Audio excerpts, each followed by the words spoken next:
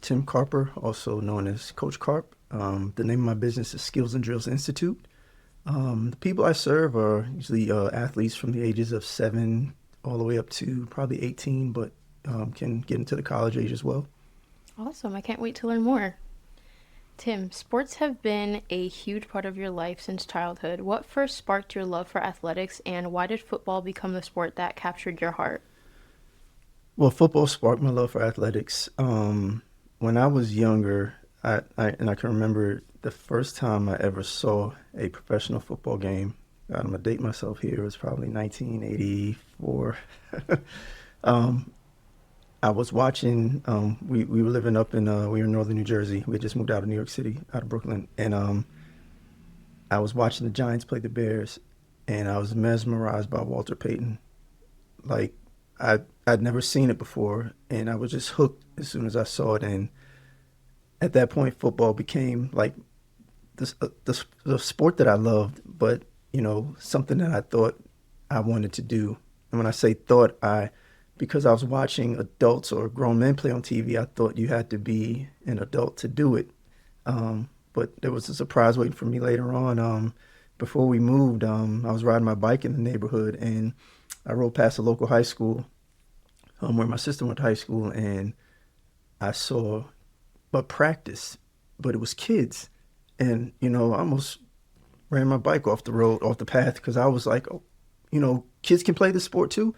So after that, when we settled with the next place we moved, had my parents sign me up, and I've been hooked ever Awesome. since. Yeah, I'm glad you found out that kids could play football too. Yeah, I Yeah. mean, it was kind of like a pivotal moment in my life because, like I said, other than that, I thought I would have to wait till, I was 18 or older or what have you. So, Yeah. So you have a remarkable journey from youth football player to collegiate athlete at James Madison University. Looking back, what are some of the biggest lessons that football taught you both on and off the field? on the field, football has taught me perseverance. Nothing ever came easy. Um, Everything on the football field you have to earn, through your hard work, your preparation. And even at each level, it gets different. Nowadays, it's different because of the tools and the resources that are available. But I didn't watch film when I was in youth league for sure. We didn't have huddle, and we watched film weekly in high school, maybe once a week. But in college, it became like, you know, classroom time was real important. Learning schemes and adjustments and studying film, not just watching film. And I tell athletes all the time, you can't watch film like you watch TV.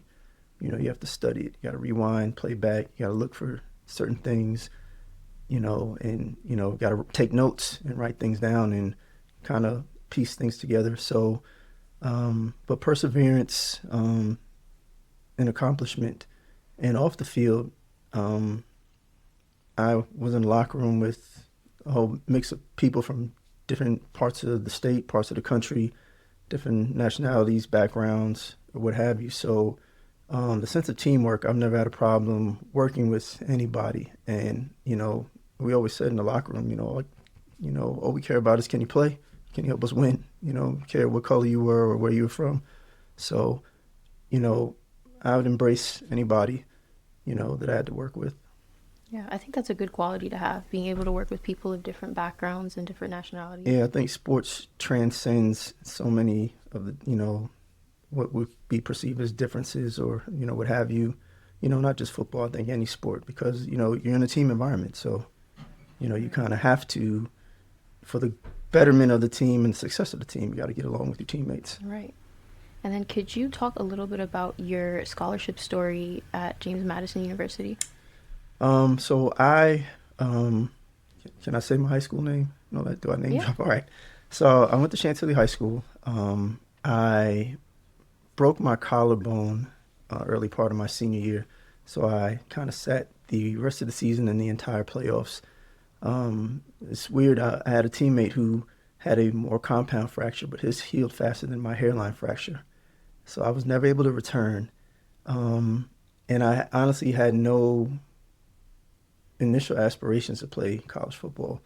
At our closing banquet, my head coach, he said something. He said something about all the seniors, and Coach Myers said when he talked about me, one of the last things he said was that I was going to help somebody at the next level, and he kind of partly flipped the light switch on for me because I had teammates coming up to me afterwards like, "Where are you going next year? Where you?" And I kind of was taking it all in, and I was kind of like, "Well, I haven't decided yet," because in my mind I'm like, I haven't decided anything yet. So I knew the schools that I'd applied to. And honestly, just visiting James Madison was going to be my choice because of the major that I majored in.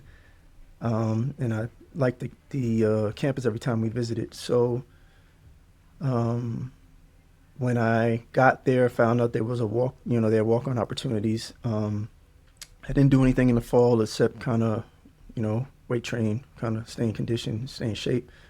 And I went out for the team in the spring. Um, so went through the spring. I thought I looked terrible, but I was invited back for fall training camp. And 2 days before the team was going to leave, the first game was versus McNeese State in Lake Charles, Louisiana. Special team coach stopped me in the locker room foyer and said he wanted to look at me on special teams. So I didn't know what that meant at the time, but the next day I was put on the kickoff team. I was put on the punt team. I think I was put on the punt return team. I wasn't on the kickoff return team yet. But that meant I was traveling with the varsity squad, just like that. So I told my parents, hey, I'm leaving for Louisiana in 2 days, and, it was on from there. And just over the course of my career, I didn't play much other than special teams my freshman year. My sophomore year, I was splitting time with another senior. And then by my junior year, I was starting. And before the season, I met with the head coach, and he told me, he basically was just, Coach Wood was just, very blunt, straight out. He said, I know you are interested in possibly earning a scholarship. And he told me, he said, you either earn it all or I'm not giving you anything. Basically, he wasn't going to give me like a quarter or a half or whatever. He said, you either get it all or you get nothing. So, I had that motivation going into the year. We opened up the season against the University of Maryland. Best game of my college career. Best game statistic-wise, everything. But the next week against Hofstra, I break my thumb. And I shattered the joint here. I remember getting the x-rays that night. And it was amazing. I was praying it was just dislocated because, I didn't come out of the game when it happened, but the adrenaline was flowing until I let the trainers touch it on the sideline, and then that's when the pain set in. X-ray showed it was broken in 6 places, so the joint was basically shattered. Came home, had surgery. This happened on Saturday night. I think I had surgery on a Tuesday. Had screws put in it that are still there. And I sat out for 4 weeks. And I came back and I played the remainder of the season with the soft cast on. But I came back in, and it's fortunate. Well, I don't want to say that. Two of my teammates, they both did the same thing on a play when one wasn't supposed to. It was on a field goal block. Well, both the corners rushed. Only one is supposed to rush, and they ended up colliding, and one injured the other. So I got thrown right back into the starting lineup, like first game back. And I was able to finish the season really strong. From my position at cornerback, I ended up statistically, I finished 4th on the team in tackles. So I think I had a safety and a linebacker and 2 linebackers in front of me. So, for me, it was just showing that I was really active on the football field. So after the season, I met with the head coach again. And I remember he called me into his office, and he told me, he said he asked my position coach whether he should give me the scholarship. So I said, what'd he say? Well, he said, go ask him. I was like, okay. I was kind of like, well, I thought you were going to tell me. So anyway, I go down and talk to Coach Fellow. And Coach Fellow tells me, he said, I told him to give it to you. So, I was kind of speechless for a moment. And then I walked back to Coach Wood's office. And when I got there, the scholarship contract was on the desk. And, I signed it. And, that I think was my first tears of joy experience. And it was just so much because of the sense of accomplishment and the work that I had put in, and the fact that I was so worried that breaking my thumb may have robbed me of that opportunity, but it didn't.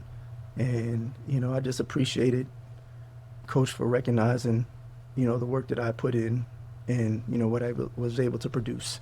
And, I was on full scholarship from the rest of the way there. And, the other cool thing about that was my teammates had found out before I told anybody. So, when I was walking out, I was getting high fives and hugs, in the football office. And, they were happy for me. And that made me feel good that they were just genuinely happy to see that happen for Yeah. me. So that was an awesome experience. I think that's a really good story of resilience because I appreciate it. you you broke your thumb and then you played through your injury and you ended up with that scholarship. I think that's amazing. And if I could say, that's something I like to share with my athletes, and I tell them all the time, you know, everybody's path is different. And, just because, you may not have the full scholarship offer or anything coming out of the gate, but, you still have the opportunity to earn it, if it's there for you. And I still have, I didn't bring it with me. I still have my scholarship contract. The last one I signed, because we had Coach Wood left and Coach Matthews came in. So in '99, I had to sign a new contract, scholarship contract with his name on it. And I showed kids this. You can see, the head coach's name, the athletic director. You can see that it says full academic, school year, tuition, room and board. But I just show them to them because it's a real living thing, and that you can touch it, and that this can happen for you too. No matter what, and and it doesn't have to happen in the fairy tale sense. Maybe you don't go off to Alabama or something like that. Maybe just go to, a smaller school in Virginia or another state. But you know, if that's your opportunity and that's your path, then take it. If somebody wants you, then you should go play for them. Right. You And know, dreams happen on different levels. right? Absolutely. Yeah. And so after your playing career ended, you transitioned into coaching. What was it about teaching and mentoring athletes that made you realize you had found your next calling? So actually, I didn't want to coach, and I I based that on what I saw of my college coaches and almost I, I don't want to say lifestyle, but the work schedules that they had to maintain. Like the lights in the football office were almost never off, and I'm just like, wow, these guys are always here. And one year, I think it was my sophomore year, my roommate and I, it was my redshirt sophomore year. My roommate and I, we had lived in an off-campus apartment, and we went over to visit two of the coaches. And when we got to their apartment, like it was like bare bones, nothing. Like I don't even know if they had mattresses or they had, bed frames, whatever in their room. But I know in the living room there were a couple chairs and there was a card table and that was it. Wow. And I was just kind of like, wow, I didn't know that they. I don't know if they had to live like that, but I came to realize their salaries weren't that uh, lucrative at the time. Being an assistant coach at a 1AA back then, so you know things are much different at JMU now. But that kind of put a bad taste in my mouth about coaching from as far as what kind of lifestyle can you live and maintain. Um, so it wasn't until years later, I think it was around 2012, a friend of mine was an assistant basketball coach at Dominion High School, and he reached out to me and said, hey, there's some coaching opportunities here. They're looking for some JV coaches. And in my mind, I just said, you know what, hey, I'll find out some more information about it. Well, 3 interviews later, um, here I am with the job as a assistant JV coach and assistant varsity coach. And it was one of the greatest experiences I ever had, especially working at that level. Um, so I realized for me that I had something to give back because I just basically shared my experiences and the knowledge that I had from the game and the life lessons that it taught me. So I just tried to pass those on, kind of pay it forward with the kids. And I realized that as it went along, like this was, the right opportunity to take, and it was a great experience. Yeah. And then what from that experience was that what inspired you to create skills and drills? Actually, it did, and I'll tell you exactly when that happened. We were preparing for a playoff game. We were playing in the regional championship game. We were at Salem High School, so we were in Salem, Virginia. And I played defensive back. So one of the other athletes, I played defensive back, but I coached linebackers and running backs on the high school team. One of the DBs asked me to help him warm up before the game. So I was like, sure, okay. So we went outside, and I honestly just put him through some of the drills that I would have warmed up with in college, and I may have added something to us. We did about 4 or 5 drills. I think we got warmed up for about 15 minutes. And when we were done, I kind of went over to him and said, you feeling all right? And he was didn't say a whole lot, but he had this look on his face. And I was like, what's wrong? Were the drills okay? He's like, the drills were great. And I said, well, what's the matter? He said, I've never done any of those before. He said, I've never even seen those drills before. So kept that in the back of my mind. And then I started to think about it, I think on the bus ride home, like, maybe there's an opportunity for me to, branch off. Because I'd seen and heard of other trainers, but I never thought about it for myself. But after doing that, I was like, well, maybe I have a little more to offer. And it kind of spun into a program where Skills and Drills was birthed just to be kind of a DB type training drill, which is what I specialize in, as based on my position. But then it grew because I said I coached linebackers and coached running backs. I played running back in high school. And then I just started to lean on some of the things that I'd seen experience-wise, and then, just being creative with putting drills together, and thinking about, well, how would I prepare and how would I do this or that, so that I could pass on to these kids.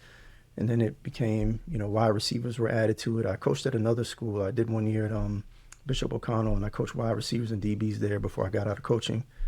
And then, I was adding quarterbacks, I was adding D-line footwork, and I created a footwork program, then I had a conditioning program. So it just kind of kept growing and materializing, and, I'm just like, God, all right, stop with all the ideas, because every time I get an idea, I spin off another program. So that's kind of where it is. And this Skills and Drills, I started in 2017.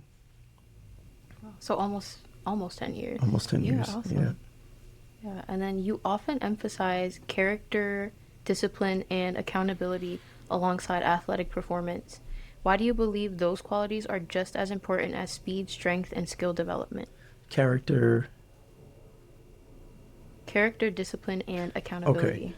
So one, I always tell the kids, your character matters, and it's not so much on the field. I always tell them the type of person you are as a teammate, and especially to the high school guys, because I said, when these coaches come to recruit, they're putting their stamp of recommendation on you to their head coach. So kind of their reputation's on the line, but every head coach, when they come in, they establish their culture and type of kids or the athletes they want in their locker room.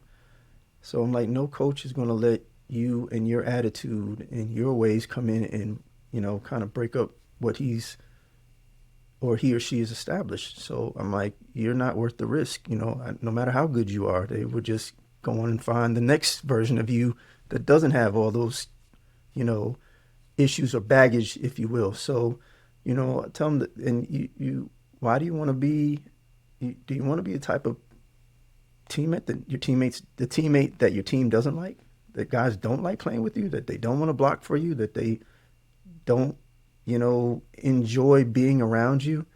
I used to tell athletes all the time, with guys in the locker room, why do you want your teammates to fear you, or why do you walk around with that persona, nobody should mess with you, but then these guys are watching your back on Friday nights or Saturday afternoons, and I think your character matters to them, because as a teammate, you should value each other. You should matter to me, or like I matter to you. Like you have my back, like I have your back, and you're there when I look, and I'm there when you look. So I think, like I said, character matters. As far as fitting in and being a part of the team. You know, Even if you're not a guy that's playing, you know, all the time. I had guys when I coached high school, that weren't as athletic and they didn't play as much. But I tell them I appreciate the fact that you come to practice every day and you put in the work. And I would joke with them and I say, you don't get on my nerves. You're not here screwing around. I don't have to look and tell you to stop. Whatever you're paying attention, you're locked in. And, I said, I appreciate that. And that keeps in the back of my mind if I do have an opportunity or, hey, you know what, maybe I need a special teams spot filled, then you're the person I would think of because I see the work you're putting in, and I see the character. You've caused me to develop trust, which I think, is huge in coaching, that you want your coach to trust you and believe in you. As far as discipline, look, hard work pays off, and tell the kids all the time, you know, what we do when nobody's watching, is where all the work is done. I always tell kids, look, you're not going to flip a switch on Friday night and just become this whatever. I said the guys that can flip switches, they play on Sundays, and most of them have two commas in their checks because they can flip that switch off and on. So I'm like, we're not at that level yet. So we got to put in the work, and it shows. And I tell them all the time, the work that you put in. I say coaches are watching everything. Coaches don't miss anything. When you think they're not watching, they are watching. You think they're not listening, they are. And I said, you'd be fooling yourself if you thought you had a terrible week of practice and your coach thought Friday night, well, he's just going to be, or she's going to just be this. I keep saying he because I'm talking about football, but I'm in any sport, basketball, baseball, softball, whatever, that you're just going to become this different person on game day. They're going to go off your track record from the week. And again, there's that word trust. That can I trust you on game day to do the right thing? Because what you've shown me throughout the week is that you chances are you're not going to do it, or you're going to get there Friday because you haven't been paying attention, you haven't been locked in. So when the situation comes, you're not going to do what I as a coach expect you to do because you may not know what to do because you weren't locked in and weren't paying attention. So discipline as far as how you prepare yourself, preparation with the film watching, your practice habits, even the way you condition. We learned a hard lesson when I was a coach before we lost the game because we ran out of gas. But the kids kind of told them, you guys got what you deserve, because throughout the conditioning through the summer, everybody's lollygagging, or the skill guys like to hide with the linemen, the bigger guys, so they like to hide in there so they can run slower. And, right. And I said, we got exactly what we deserve. And everybody's like, well, coach, I want to condition next week. I can't wait to get out there. I'm like, it's too late for that. And this game's going to come back to bite us. And it did in our playoff seeding eventually, because there was a game we should have won. I'm sorry, what was the third? It was character, discipline, and accountability. Oh, absolutely. Accountability. Accountable for your actions. You have to be responsible for the things that you do, and you're responsible for your job. You can't do someone else's job on the field because, well, and if you do their job, who's going to do your job? So you have to be accountable for what is asked of you and what is expected of you. And even down to your valuables or your equipment. I have athletes come to training all the time. Oh, I forgot my cleats, or my mom forgot to pack my cleats, or my dad. I'm like, no. It's not mom and dad's responsibility. I'm like, you have to start taking ownership of this because you're invested in this. You should pack your bag the night before and make sure you have everything so you don't get up the morning of and you're scrambling, because you're going to tend to forget things. And mom and dad may not know that, hey, I like to practice or train in these gloves. I like to play games in these gloves, or I like to wear these cleats for this. They don't know that. So, and it's not their responsibility to know that. You're an athlete. You should know where all your stuff is. So when you get there, you have everything you need. Because, sometimes athletes are superstitious. I don't have my lucky wristband, or, I don't have my towel. Now you're all flustered and mentally, you know, off off track with what you need to do. But if you take care of your business the day before, part of preparation and being accountable to yourself is, like I said, don't come to practice and tell me mom or dad did anything. You, like I said, you got to have some skin in this game too. Yeah, I think these are also important, like life lessons. Absolutely, Yeah, you can apply it to absolutely, anywhere in your life. absolutely. Yeah. Youth sports continue to evolve every year. What trends or changes are you seeing in athletic training today that parents and athletes should be paying attention to? Well, from what I observe, it's it's different from when I was a player. Today's athletes, you know, they don't have the road that kind of, when I say us, the old heads had to travel. We had practice whenever coach said we had to practice. We had 2 a day practices, might be 3 a day practices, but he didn't like one of the 2 a day practices, and,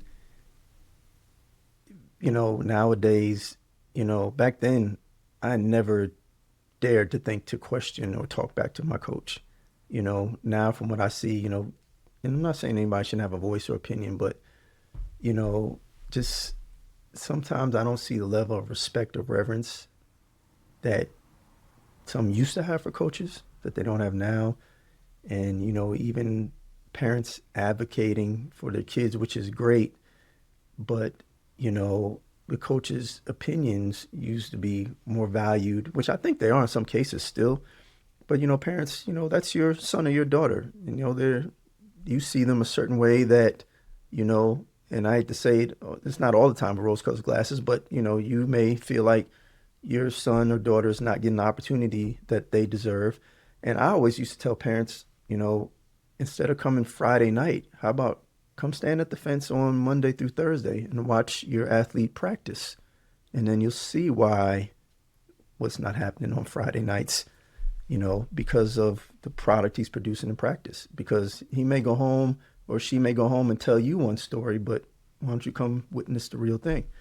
The other thing too with the youth sports, it's gotten so serious nowadays. Like winning, it almost seems in some cases that the winning matters almost as much to the kids as it does like the coaches, like the competition with the coaches. Where I've seen, and I'm not saying this is the case everywhere, but I've seen YouTube videos of like coaches going at it, not the kids. And I'm just like, man, don't you guys have to go to work tomorrow? And where I've heard cases of recruiting, where, they're grabbing athletes who may not be in the area, what have you, you pick them up for a tournament because you want to win the tournament. So, and I just feel like, well, what does that say to the kids that have been there all week working and, game day comes and you grab somebody that they never seen before that you knew of and, you just needed them for this game. And, I feel like sometimes or in some cases things have gotten a little diluted. Like I said, just based on what I've witnessed, and I'm not saying it's everywhere and it's not everybody. I just, I don't remember when I was younger any of that, being the case. When I was playing, parents were cheering and yelling, but it wasn't like, parents weren't on the field, they weren't on the sideline, and, they weren't that close to the action. So, it was just kind of, we belonged to the coach, and that was it. Yeah, like Did I letting. answer your question? Yeah, yeah, Okay. it did. And then looking ahead, what are your goals for Skills and Drills Institute, and how do you hope to continue serving athletes, families, and the community in the years to come? So for me, my goal has always been, you know, I just want to see my athletes do well. And that's on the field or off the field. Any athlete, I tell them, look, in my mind, I don't care if you never go pro or what have you. I want you to be able, if that's what you want, I want you to see your dream come true. But if not, I hope when I meet you in 10 years down the road, hey man, you're a wife, you're a husband, you're a mother, a father, you're a productive member of society, but you're doing well in life. And I hope some of the things that we worked on out here help transition into other areas of life. The challenges that we went through during training, the way you saw yourself work and overcome out here. I hope you can work and overcome them in the classroom, or in any other life situation that you're faced with, that you won't give up, that you know, if you work hard, you can do it. And then for me, like I said, I've always just wanted to have a reputable business. I prided myself on making sure, the name, skills, and drills is, clean in these streets, so to speak. That, I don't have any parents, you know, there's no rumors about me. I don't have any parents saying, hey, this guy mistreated my kid, don't go to this guy, because I've never wanted any of that. And I've been very particular even about the people I would interact with, reputation wise, and just what I do. It really is humbling to me when parents tell me, I could take my kid here or there, but I bring him to you because I like what you do with them, or my kid listens to you. I trust you. Parents all the time come to drop their kids off and they leave. And I always tell them, I'll be here when you get back. I'm not going to leave your son here because the session's over and I got to go. No, I'm responsible for him when you leave him in my care. So, I just always wanted to have a great reputation. I'm not a coach that, I'm a motivator and I'm an encourager. I'm not a big yeller or screamer. I don't curse at my kids. I just feel like, and this is me. Now, I've experienced whatever, and I always tell kids, chew the meat, spit out the bones. Behind all or whatever every coach has, there's a message in there that you got to be able to find. You may have to find it, kind of a couple of F-bombs, but there it is, followed by some. But, but I tell the kids, for me, I'm always going to speak to you respectfully, as a person. I'm not going to demean you. Now, but if you need me to kick you in the butt and nudge you, yeah, I can do that. And I've had kids say that to me, coach, they want to be coached harder. And I appreciate that. But then some, I always say, the ones you may have to handle with oven gloves, that personality-wise, they're just different. Man, you can't talk to this one the way you talk to that one, or coach him, or teach him the way you teach this one. So everybody learns different. So, those are things that I've taken in. So for me, with my business and with training, I tell athletes two things. I said, listen, if you ever work with anybody, number one, they need to be able to explain to you what you're working on, what you're doing, so that you understand it. It doesn't matter that they understand. It's their idea. Of course they understand it. Of course it makes sense to them. It needs to make sense to you, and they need to be able to explain it in a way that you can understand and execute. But they may also have to explain it in a way differently so the person behind you in line can understand and execute. And they got to be able to do that. And I said, number two, they should always be able to tell you how, when, or where this applies in a game situation. So if you say, coach, well, when would I use that or execute it? They should have an answer right off the bat. Scenario, this. And I say, if you can't get those things, you may need to consider, who you're working with, because I'm not one that shoots from the hip. You can be creative or what have you, but I feel like you always have to have a plan. And I think kids can see through that. Kids know whether you know what you're talking about or not. And, they know if you're making it up as you go along, or if you're reaching for what have you, and they're there. And then I think, it's hard for them to buy what you're selling if they feel like you don't know, you're not sure even what you're saying. So, so for me, like I said, my reputation with the business, and I like for the kids to come. I tell them, look, we're playing a game. Training is not hard. I always tell them, look, this is not a long division problem. This is not a science project. This is sports, football or whatever. It's supposed to be fun. Now it's challenging. And I said, if it was easy, everybody be out here. It'd be standing room only, because everybody be out here doing it. All your friends would be out here, but some of them are at home playing video games or watching TV. You're out here putting in the work. So, you're going to have to give to get. So, it's going to be challenging. And that's my job, to continue to up the challenges, to pull the best out of you. And if there's more in there, I got to continue to pull it out, because what's the point of doing something that you've mastered and you can do forward and backwards? There's no challenge in that. We're not getting any better. Now we're kind of just leveling off. We want to continue to ascend. So Coach once said when I was, I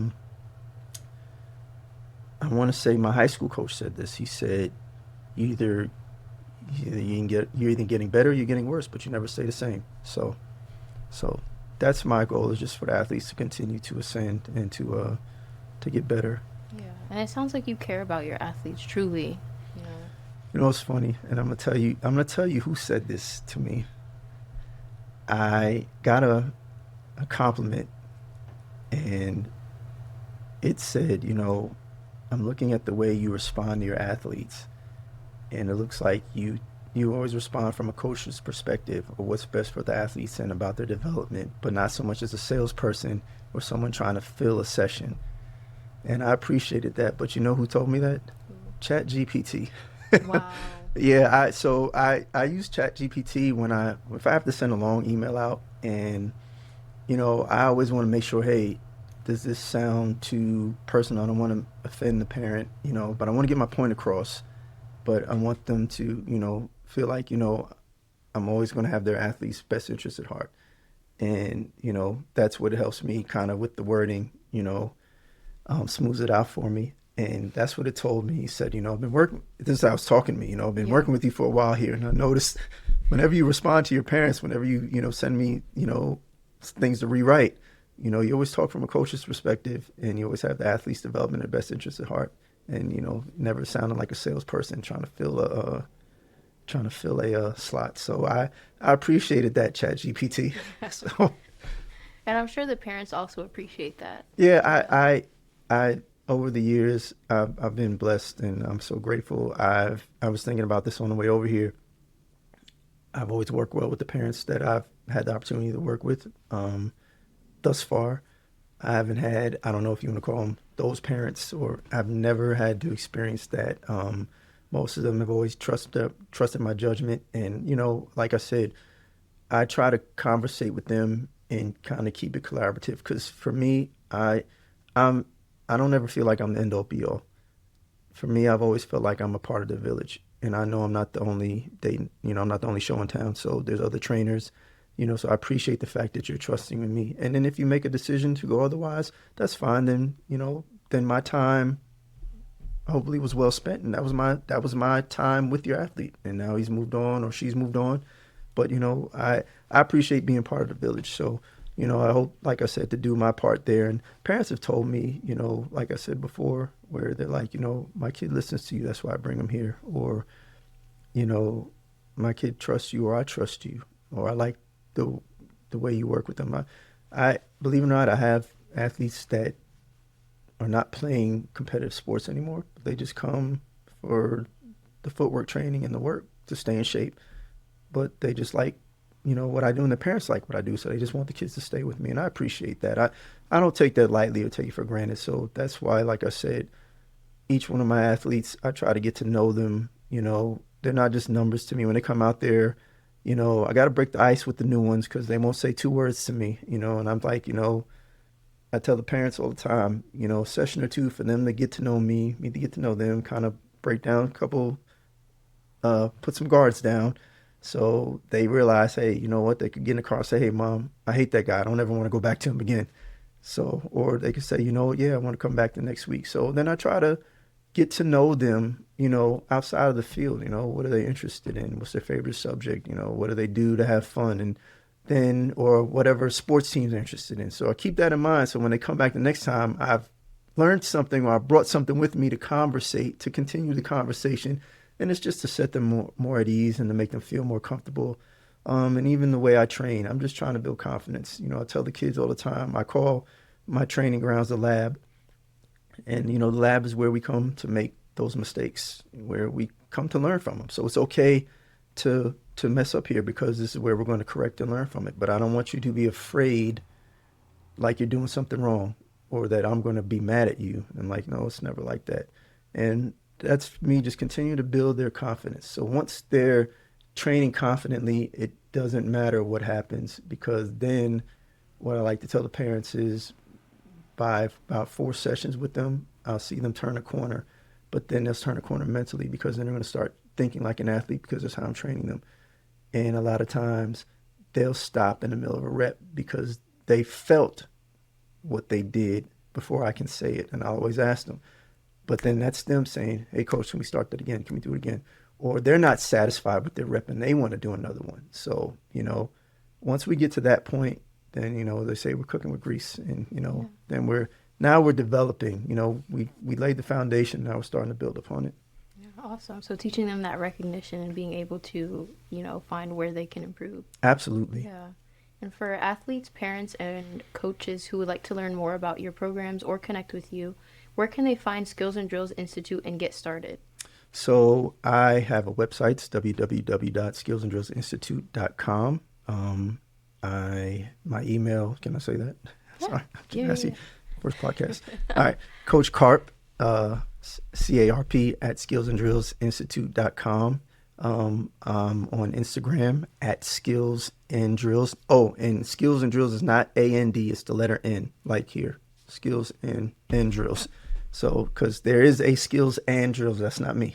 Okay. So, on Instagram at Skills and Drills, on X at _Skills and Drills, Facebook Skills and Drills Institute, and TikTok Skills and Drills. Oh, and YouTube Skills and Drills. Awesome. So, different social media outlets. You can direct message me, email me, or however. And I look forward to hearing from you. Is this my sales pitch? Sorry. Yeah, so lots of different ways to reach you. Yeah. So absolutely. And like I said, I'm local in the area. I'm in Ashburn, Virginia, and I've been here. I train outside on the grass. And, I've been at the location that I'm at for the past 8 years. Yes, since 2018. So, and I've been there for a great relationship with the facility, and that's where I've been. Awesome. And then as we wrap up, is there anything that you'd like to add that we haven't touched on today? I don't think so.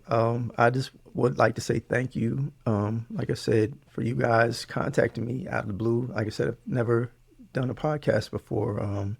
And I was a little apprehensive till I looked at it. I saw some familiar faces on your social media page. So I was just like, wow, this would be a new experience and hopefully, fruitful one for the both of us. So I just thank you for the opportunity. And I hope everybody who's listening learned more about me, because if you ever watch any of my videos, I'm not in any of them.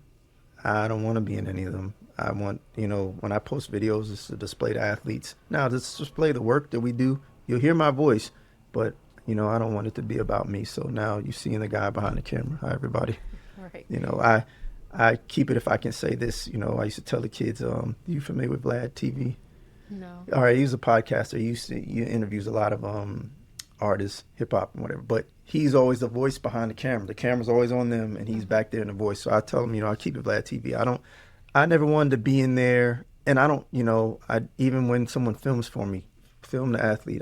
It's not about what I look like or what I'm doing or seeing. They can hear my voice and coaching them, but focus on their movements and what they're doing. So yeah, awesome. Thank you so much for joining me on Thank the you for having me. today. Thank you for sharing your knowledge, passion, and inspiring story with us. And I wish you the very best and all that comes your way in the future. Thank you so much.